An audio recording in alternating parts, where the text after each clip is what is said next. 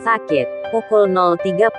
Alfian membuka pintu apartemennya, lalu berjalan perlahan mendekati dapur. Sudah menjadi kebiasaannya selama sebulan terakhir, sesampainya di rumah dia akan langsung memeriksa apakah ada catatan untuknya dari Aisyah yang biasa ditempel di kulkas. Ternyata ada. Setelah beberapa hari Aisyah tidak pernah memberikan pesan. Kali ini ada sebuah nota yang ditempel di kulkas untuknya. Saya mencari kotak obat, tapi tidak ketemu. Kalau ada tolong simpan di depan pintu kamar jika Anda sudah pulang. Alfian langsung melihat pintu kamar Aisyah. Alfian nampak ragu ketika dia berada di depan pintu kamar Aisyah. Namun kemudian memberanikan diri mengetuk pintunya satu kali. Kotak obatnya aku akan simpan di sini. Alfian segera menyimpannya di depan pintu. Tak ada jawaban. Alfian lalu berpikir jika mungkin Aisyah tidak akan keluar jika dirinya masih ada di sana. Dia lalu berinisiatif untuk masuk ke dalam kamarnya, membuka dan menutup pintunya dengan sedikit keras agar Aisyah tahu jika dirinya telah masuk ke dalam kamar.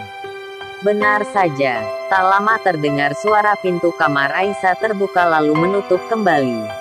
Alfian yang masih berdiri di depan pintu kamarnya merasa sangat penasaran akan apa yang sebenarnya terjadi. Kenapa Aisyah membutuhkan kotak obat? Mungkinkah dirinya terluka atau sebenarnya sedang sakit?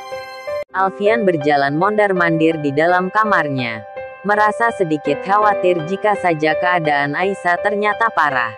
Atau bahkan dia takut jika sebenarnya Aisyah sakit tapi salah meminum obat yang ada di kotak obat tersebut. Memikirkan itu Alfian segera keluar kamarnya menuju kamar Aisyah. Dia segera mengetuk pintunya beberapa kali. Apa yang terjadi? Apa kamu sakit? Tanya Alfian dengan suara yang sedikit keras. Tak ada jawaban. Semakin membuat Alfian khawatir. Bisa kamu buka pintunya sebentar? Tetap, tak ada jawaban. Tentu saja dia khawatir. Berpikir jika terjadi sesuatu pada Aisyah tentu saja dia yang akan disalahkan oleh orang tuanya juga oleh mertuanya. Memikirkan itu dia kembali mengetuk kamar Aisyah. Saya tidak apa-apa. Tiba-tiba terdengar suara pelan dari dalam kamar. Lalu kenapa kamu membutuhkan kotak obat? Apa kamu terluka? Tanya Alfian penasaran. Saya tidak apa-apa. Aisyah memberikan jawaban yang sama masih dengan suaranya yang pelan. Alfian termangu di depan pintu. Walaupun jarang mendengar suara Aisyah akan tetapi dia tahu jika istrinya sedang tidak baik-baik saja. Terdengar dari suaranya yang lemah. Alfian nampak bingung. Dia kembali berjalan mondar-mandir di depan kamar Aisyah. Sementara di dalam kamar, Aisyah berbaring dengan lemah. Sekujur tubuhnya basah oleh keringat. Wajahnya nampak sangat pucat. Aisyah mencoba melihat termometer yang sudah dia simpan di mulutnya. Dengan matanya yang sedikit kabur Aisyah melihat termometer yang menunjukkan angka 39,6 derajat C. Dengan segala upaya dia mencoba untuk duduk, mengambil kotak obat di atas meja kecil di sampingnya, lalu mencari sesuatu di dalamnya. Tapi dia tak menemukan obat penurun panas di sana. Ya Allah, Aisyah meringis sambil kembali berbaring. Aisyah menitikkan air mata, mengingat ketika terakhir kali dia sakit. Ada Umi dan adiknya Maryam yang mengurusnya dengan penuh kasih sayang. Umi, Aisyah merintih memanggil sang ibu. Dengan air mata yang terus keluar membasahi bantal di bawahnya. Tak lama terdengar kembali suara pintu diketuk. Alfian suaminya kembali bertanya apa yang sebenarnya terjadi. Aisyah kembali mengumpulkan tenaganya agar bisa kembali duduk. Berjalan mendekati meja. Mengambil kertas lalu menulis sesuatu di atasnya. Dia lalu berjalan mendekati pintu. Kemudian duduk bersandar di sampingnya lalu mengeluarkan kertas melewati kolong pintu. Alfian melihat kertas yang keluar dari bawah pintu. Dia segera mengambilnya lalu membaca isi tulisan di atasnya. Saya butuh obat penurun panas. Tidak ada di dalam kotak obat. Alfian lantas mengerti jika Aisyah kini sedang demam. Dia kemudian dengan segera mencari persediaan obat yang ia simpan. Akhirnya dia menemukan obat itu. Obat yang lupa ia masukkan ke dalam kotak obat. Alfian segera memberikan obat itu pada Aisyah juga melewati bawah pintu. "Minumlah segera obatnya," ucap Alfian di balik pintu. Aisyah mengambilnya, kembali berdiri dan duduk di atas tempat tidurnya.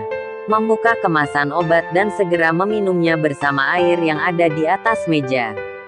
Kini ia kembali berbaring di atas tempat tidur, berdoa dan berharap obat tadi bisa menurunkan panas tubuhnya agar dirinya bisa kembali sehat seperti sedia kala. Dia tak ingin sakit lebih lama lagi. Sudah cukup baginya Allah mengujinya dengan sakit selama 2 hari ini. Dan itu sangat membuatnya menderita. Selain karena kesakitannya juga karena kesedihannya lantaran tidak ada yang mengurusinya. Alfian sudah kembali ke kamarnya. Jam sudah menunjukkan pukul 1:30 malam. Dia yang baru saja mandi dan sudah berbaring di atas tempat tidur tidak bisa memejamkan matanya untuk tertidur. Dia memikirkan Aisyah. Menurunkan panas Aisyah. Sehingga dia tidak perlu khawatir seperti ini lagi. Tapi kemudian dia berpikir bagaimana jika panasnya tidak turun.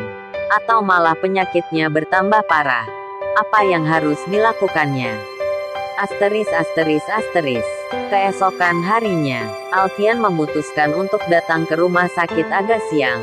Dia ingin memastikan dulu jika Aisyah sudah sembuh atau malah sebaliknya. Alfian mengetuk pintu kamar Aisyah. "Bagaimana keadaanmu?" Aisyah yang berada di dalam kamar merasa kaget karena Alfian rupanya belum pergi bekerja seperti biasanya. "Sudah lebih baik," jawab Aisyah. "Apa kamu yakin?" "Ya," jawab Aisyah singkat. Alfian masih berdiri di depan pintu. Dia tidak cukup yakin dengan jawaban istrinya walaupun dari suaranya memang sudah tidak terdengar lemah seperti semalam. "Kamu harus makan sesuatu. Aku akan memesan makanan untukmu." Tak terdengar jawaban dari dalam kamar. Alfian berbalik dan mengambil ponselnya. Dia terlihat akan memesan makanan untuk Aisyah. Namun tiba-tiba Alfian kaget mendengar suara pintu kamar Aisyah terbuka. Tanpa melihatnya Aisyah berjalan mendekati dapur dan nampak bersiap untuk memasak. Alfian melihat Aisyah nampak segar walaupun dia tidak dapat memastikan dikarenakan pula wajahnya yang seperti biasa tertutupi oleh cadar. "Tidak usah merepotkan. Saya akan masak sendiri," ucap Aisyah sambil mencuci beras membelakangi Alfian. "Syukurlah kalau begitu," jawab Alfian sambil berjalan mendekati kamarnya lalu masuk ke dalamnya. Beberapa saat kemudian, Alfian kembali keluar dengan setelan rapinya. Melihat Aisyah yang masih sibuk memasak membelakanginya. "Ini nomor ponselku. Kalau ada apa-apa segera hubungi aku," ucap Alfian meletakkan kartu nama miliknya di atas meja makan. Aisyah tak bergeming. Dia tetap fokus pada masakannya. Alfian menunggu jawaban sambil menatap Aisyah dari belakang. Melihat tubuh yang dibalut baju syari berwarna merah muda yang tertutup, dengan hijab dan cadar berwarna senada. Walaupun begitu, Alfian bisa tahu jika istrinya itu mempunyai tubuh yang kecil ramping. Dari telapak tangannya dia juga bisa memastikan jika Aisyah berkulit putih bersih. Alfian kini mulai merasa penasaran akan wajah Aisyah yang sebenarnya. "Aku juga menyimpan uang di sini. Pergilah keluar untuk berjalan-jalan atau berbelanja. Sudah 1 bulan kamu di sini tapi tidak pernah kemanapun. Kamu demam semalam bisa jadi karena kamu stres karena di rumah terus." Alfian menyimpan amplop berisi uang di samping kartu namanya di atas meja. Aisyah langsung terdiam. Dia sedikit kaget dengan perkataan Alfian yang memberinya uang dan menyuruhnya keluar untuk berbelanja.